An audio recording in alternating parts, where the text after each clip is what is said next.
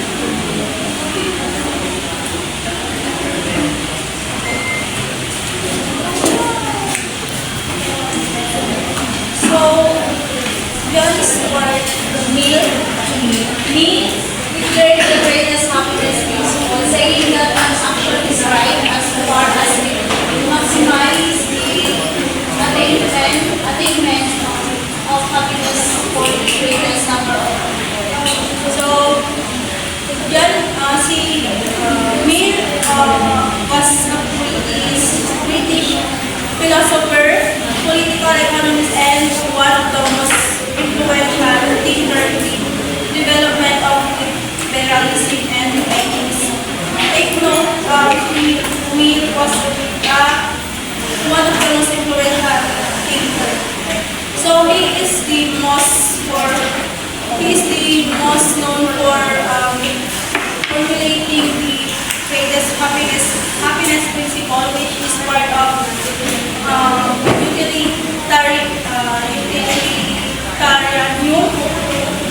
utilitarianism, a moral philosophy that suggests action are right if they promote the greatest happiness for the greatest number of people.